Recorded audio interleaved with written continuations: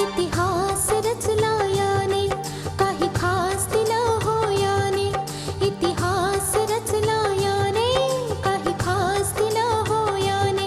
मर्यादा नाही वचने रे, विश्वास जपला याने.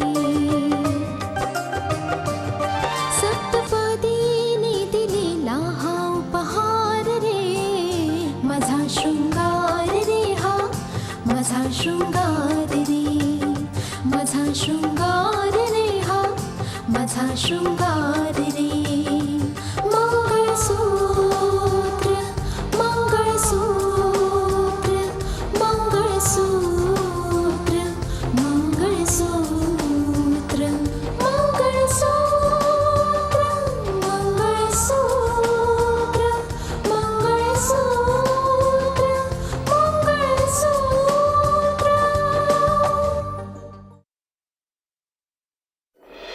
उलट आज आता याच वेळी या क्षणी जर तुझी इच्छा असल्यास माझ्या घरी राहायला येऊ शकतेस तू. तुम्हा लोकांची संबंध जोडून मी फक्त एकदाच नाही 1000 वेळा पछतावले. स्नेहा, साक्षी, माझ्या बाळाचा जीव नाही घेऊ शकत वहिनी. साक्षी, डोकं थंड ठेवून जरा विचार कर. कुठलाच विचार नाही करायचा. या बाळाचा बाप राहुल आहे. तोच राहुल जो SDM साहेबांचा छोटा मुलगा आहे. तोच राहुल जो राकेशचा छोटा भाऊ आहे. तोच राहुल वहिनी, तोच राहुल.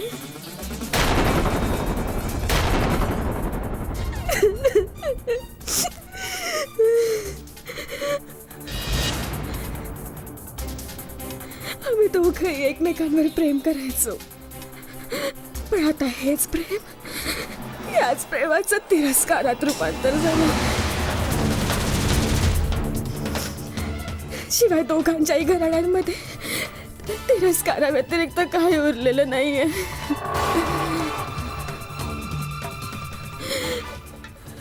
अशा परिस्थितीत वहिनी, आमचं प्रेम पुढे कसं जाऊ शकेल, कसं जाऊ शकेल. साक्षी, तू राहुलशी याविषयी बोलली आहेस का? बोलले होते वहिनी, आजच बोलले होते. पण राहुल काही ऐकून घ्यायला रेडीच नाहीये. इनफॅक्ट राहुलच्या आयुष्यात दुसरीच मुलगी आली. कोणा महक नावाच्या मुलीवर तो प्रेम करतोय वहिनी. तो प्रेमात पडलाय तिच्या. मुळीच फरक पडत नाही साक्षी. तो कोणावरही प्रेम करीत असो, पण राहुलला तुला स्वीकारावंच लागेल. मी जाऊन राहुलला भेटेन, मी बोलते त्याच्याशी. कुठल्याही परिस्थितीत मी तुला तुझा हक्क मिळवूनच देईन. तू काळजी नको करूस.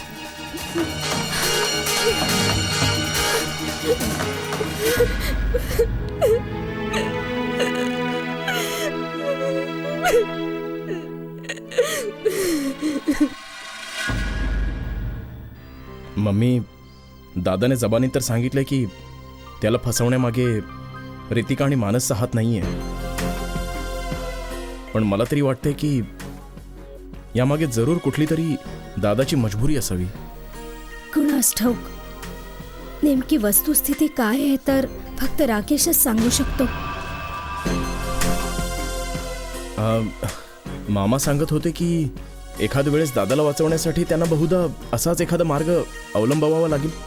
तू विचारून बघ ना मामांना की दादाच्या जबानी मागची नेमकी वस्तुस्थिती तरी काय आहे. सुंदरला का विचारावं त्याविषयी? अरे मला तर आधीपासूनच ठाऊक होतं की हे सगळं रितिकाचं कामच नाहीये. ती असं नाही करणार.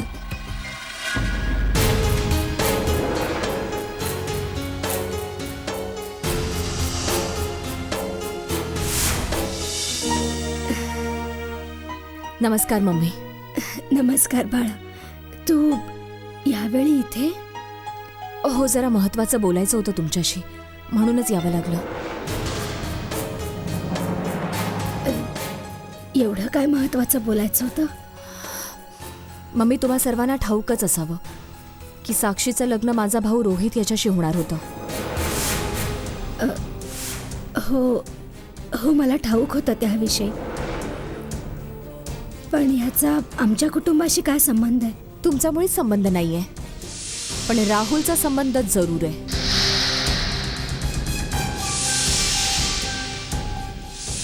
ठीक बोलते ना मी राहुल? तुला जे बोलायचंय रितिका ते स्पष्टपणे बोलतो. तुम्ही तसं स्पष्टपणे राहुललाच विचारून बघा ना. खरं तर साक्षी राहुलच्या मुलाची आई होणार आहे.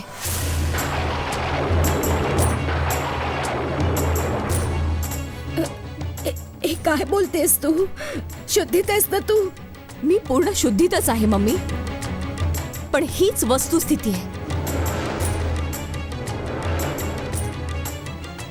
खरं तर साक्षी आणि राहुल यांचं एकमेकांवर प्रेम होतं. पण मला अजिबात मान्य नाहीये ही गोष्ट. हे निव्वळ खोटं आहे. खोटं तू बोलतोयस राहुल. सत्य सर्वांसमोर उघड झालेलं आहे. शिवाय ही वस्तुस्थिती अशी नाहीये जी तुझ्या बोलण्याने खोटी ठरू शकेल. मला नाही मान्य. तुला ही वस्तुस्थिती मान्य करावीच लागेल. हे बघ आता.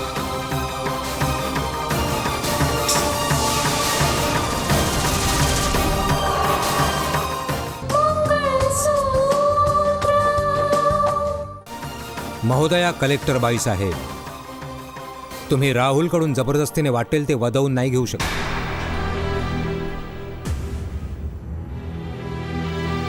जर राहुल स्वतः सांगतोय की हे खोटं आहे तर तुम्ही का नाही विश्वास ठेवता? मला ह्यासाठी विश्वास नाही ठेवायचाय, कारण मला ही बाब स्वतः साक्षीने सांगितली की राहुलच साक्षीच्या बाळाचा बाप आहे. बस करा आता, बस बस. तुमच्या ह्या बदनामीचं खापर तुम्ही आमच्या माथी मारताय. बदनामीच्या ज्या दलदलीमध्ये ती मुलगी रुतून पडलेली आहे त्या दलदलीमध्ये तुम्ही आमच्या मुलाला देखील अडकवू पाहताय. नाही, तुम्ही माझं म्हणणं समजून घेण्याचा प्रयत्न करा. मी फक्त वस्तुस्थिती वदवून घेऊ इच्छिते. मी खरं तर साक्षीचं आयुष्य सुखी करू पाहते, जे राहुलमुळे बर्बाद होण्याच्या मार्गावर आहे. रितिका, जी बाब माझा राहुलच मान्य करायला तयार नाहीये ती बाब आम्ही कशी मान्य करू? ती जर माझ्यावर प्रेम करीत होती तर मग ती लग्न यांच्या भावाशी कशी काय करणार होती? सत्य हे आहे की ती माझ्यावर नाही, ह्यांचा भाऊ रोहितवर प्रेम करत होती. नाही, मुळीच नाही. राहुल, तू खोटं बोलतोयस. सत्य हे आहे की ती तुझ्यावरच प्रेम करत होती. रोहित आणि साक्षी या दोघांचं जर एकमेकावर प्रेम असतं तर त्यांचं लग्नही असं मोडलंच नसतं.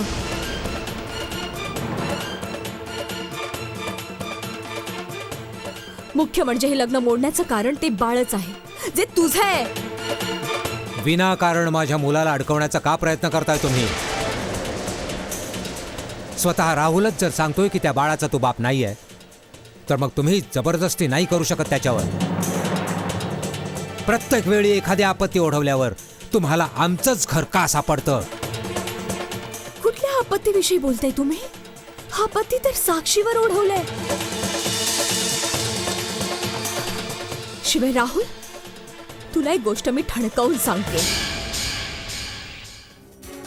की तू नाकारलंस म्हणून मी मुळीच गप्प बसणार नाहीये. ही बाब सर्वांसमोर येईल आणि मी ती सिद्ध करून दाखवेन. वाटेल ते करेन मी, भले मला कितीही कष्ट पडत, पण मी ही बाब सिद्ध करून दाखवेनच की साक्षीच्या पोटात वाढणारं बाळ तुझंच आहे, तुझंच आहे.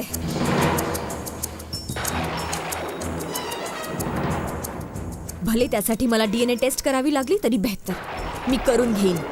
पोराचा जन्म झाल्यावर तुम्ही DNA टेस्ट करून घ्याच. तेव्हा खरं कोण खोटं कोण हे तमाम दुनियेला समजेल. खरंय, पण हे पहा महोदया कलेक्टर बाईसाहेब, तुम्ही जाऊ शकता. ठीक आहे राहुल, आता तर मी निघते इथून. पण जाता जाता तुला एक सांगावंसं वाटतंय. ह्या चुकीपायी, घोड चुकीपायी साक्षीला खूप पश्चाताप होतो. शिवाय एक दिवस तू सुद्धा पस्तावशील, खूप पस्तावशील. कारण जी व्यक्ती कोणा दुसऱ्याच्या आयुष्याचं वाटोळं करत असते ना, त्या व्यक्तीचं स्वतःचं आयुष्य कधीच सुखी होत नसतं. तो आयुष्यात कधी खुश राहू शकत नसतो.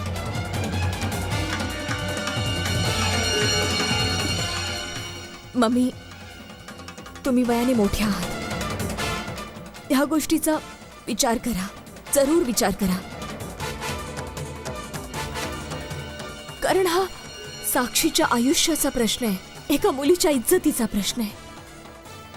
दुनियातील कुठलीही मुलगी अशा बाबतीत खोटं मुळीच बोलत नसते.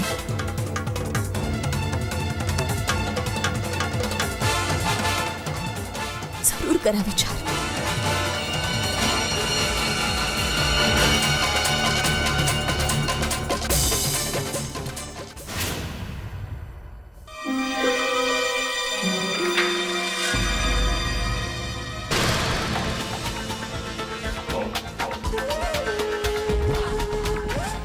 काय आहे?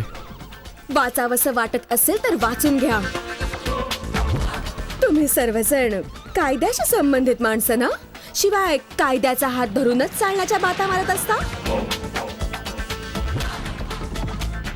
कायद्याचीच कागदपत्र आहेत, वाचून घ्या मग समजेल.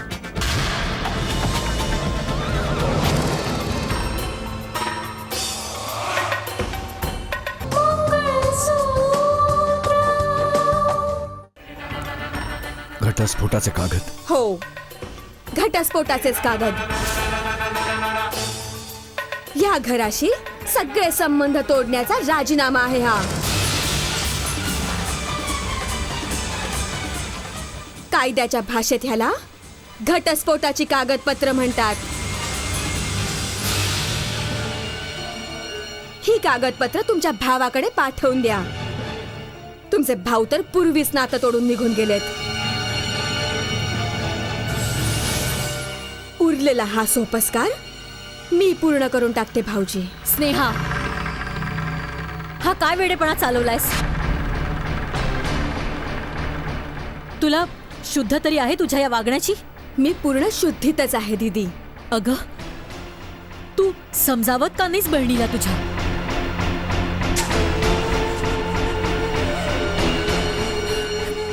बघतेस ना तू किती मोठा मूर्खपणा करते ती. संसार म्हणजे मस्करी वाटते हिला. अरे, वैवाहिक नाते संबंध म्हणजे असं हलकं फुलकं नातं नसतं की कागदावर सह्या केल्या आणि नातं संपुष्टात आलं. कायद्याच्या दृष्टीने हीच पावलं उचलावी लागतात जी मी उचलली आहेत. समजून उमजून वाग स्नेहा. तू हे काय चालवलंयस? तू घटस्फोटाविषयी बोलतेयस, पण असा हा निर्णय कुठल्याही स्त्रीसाठी अभिशापच असतो. पण माझ्यासाठी तर या घरात राहणंच अभिशाप आहे.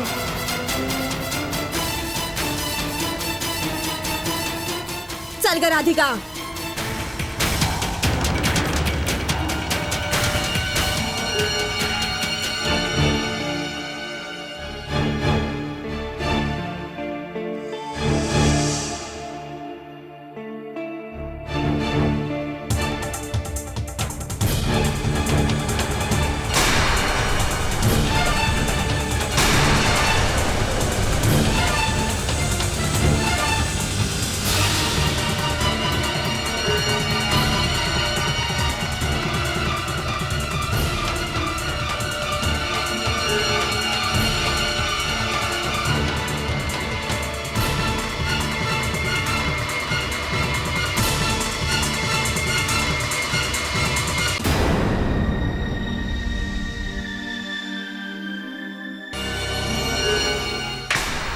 हे सगळं काय छापून येते मम्मी?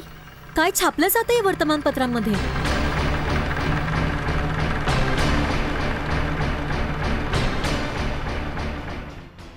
अगं, असं काय छापलं या वर्तमानपत्रात ना? एवढी का वैतागलीस तू? ह्यामध्ये एका जमालच्या अटकेविषयी छापलंय. शिवाय त्याच्या नावाचं तसं वॉरंट सुद्धा निघालंय आणि त्याच्यासोबत पप्पांचं नाव सुद्धा गोवलं जात आहे. ह्या व्यक्तीने जेवढे पण घोटाळे केलेत त्या प्रत्येकात पप्पांचाही हात आहे. पण मेहक, तू एक गोष्ट का नाही समजून घेत आहेस की तुझे पप्पा आज अशा पोझिशनवर आहेत की प्रत्येक बाबतीत त्यांचं नाव जोडलं जात आहे. पण का म्हणून? जर पप्पांनी मुळीच काही केलं नाहीये तर मग हे वर्तमानपत्रवाले पप्पांचं नाव का छापतात? अगं ह्यासाठी की जेणेकरून त्यांना पब्लिसिटी मिळावी. स्वतःच्या वर्तमानपत्राचा खप वाढवण्यासाठी कुठला तरी मुद्दा त्यांना हवाच असतो ना. मला हे नाही पटत मम्मी. कुठेतरी पाणी नक्कीच मुरतंय. नाहीतर दरवेळी अशा प्रकारे पप्पांचं नाव गोवलं गेलं नसतं. शिवाय आपल्या देशातले मीडियावाले एवढे बेजबाबदार नाहीयेत मम्मी की उगाच कोणाचंही नाव अशा रीतीने बदनाम करतील. मेहक, समजून घेण्याचा प्रयत्न कर तू. काय समजून घेण्याचा प्रयत्न करू? मागच्या वेळेला तुम्ही मला सांगितलं होतं की राकेशच्या फसवणुकीमागे पप्पांचा हात नसून स्वतः रितिका आणि मानसचा हात आहे. पण मग आता काय? आता काय झालं? मम्मी, तू राकेशची जबानी वाचली नाहीस? राकेशने स्वतः आपल्या जबानीत म्हटलंय की त्याच्या फसवणुकीमागे रितिकाचा हात नाहीये. मग आता प्रश्न हाच उभा राहतो मम्मी की जर रितिकाचा हात नव्हता तर मग पप्पांचा हात होता. रितिकाविषयी तुला आम्ही काय सांगितलं नव्हतं. ही बाब तुला स्वतःला राकेशच्या घरच्या माणसांनी सांगितली होती. पण त्याच्या घरचे लोक खोटं बोलले की खरं बोलले हे ते लोकच सांगू शकतील ना. शिवाय तू तुझ्या स्वतःच्या पप्पांविषयी असं कसं विचार करू शकतेस बाळा?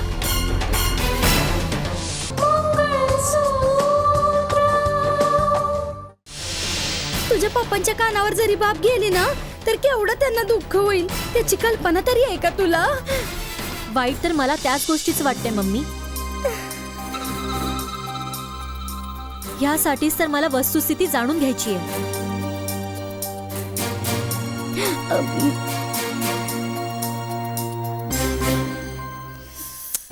तुम्हाला ही म्हण तर माहीतच असावी, घरचा भेदी सर्वनाश उडवतो. मेहकचा एकंदर आवेश पाहता मला असंच वाटतंय. तुम्ही बोलणं मनावर घ्या. मेहकला लवकरात लवकर अमेरिकेला परत पाठवा. तू खरं बोलतेस डॉली, पण कसं?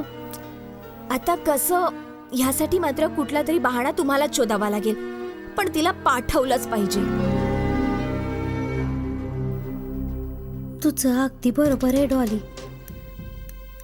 मेहकला पाठवून देण्यासाठी थोडंफार डोकं लढवावंच लागेल.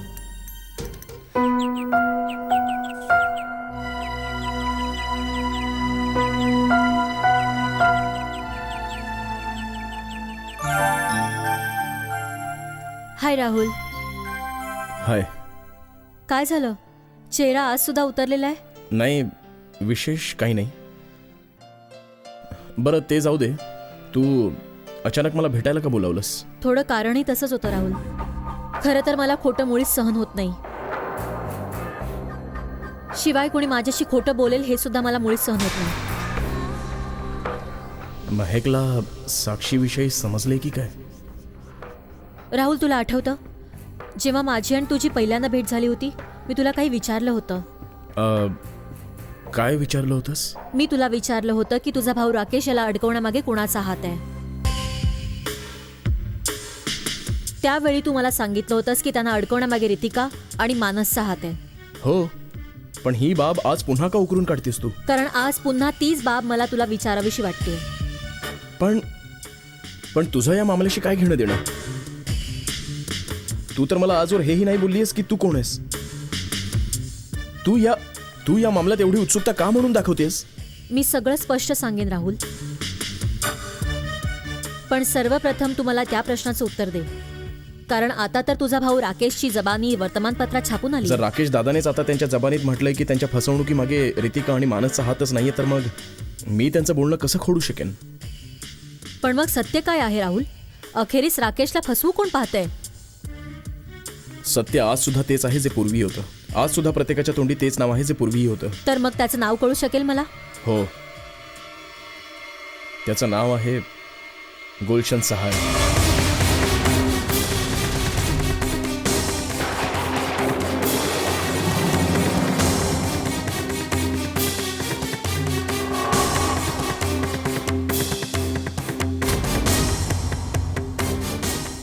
खरं तर माझे भाऊ एक ATS ऑफिसर होते आणि गुलशन सहाय हा या देशाचा गद्दार, या शहरातला सर्वात मोठा सफेद पोष. माझ्या भावाने त्यांच्या विरुद्धतेचे बरेचसे पुरावे गोळा केले होते. शिवाय ते त्याचं पितळ उघडं पाडणारच होते. पण हे गुलशन सहायला कुठून तरी समजलं. गुलशनने माझ्या भावाच्या विरोधात कट रचला आणि आज त्या कटाचा खुलासा होतोय. महक, तू कसला विचार करतेस? तुला जाणून घ्यायचं होतं ना की मी कोण आहे. ज्याला तू धूर्त ढोंगी माणूस म्हणतोयस, ह्या देशाचा गद्दार म्हणतोयस, मी त्याच गुलशन सहायची मुलगी आहे राहुल.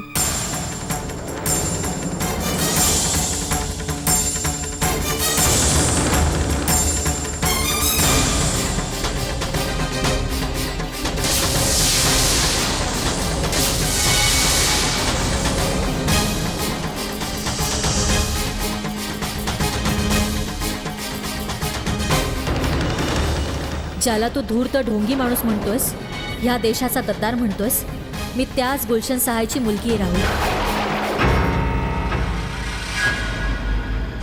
कच्च्या धाग्याने गुंफला हा संसार रे, पतीचे प्रेम रे जीवन सार रे, पतीचे प्रेम रे जीवन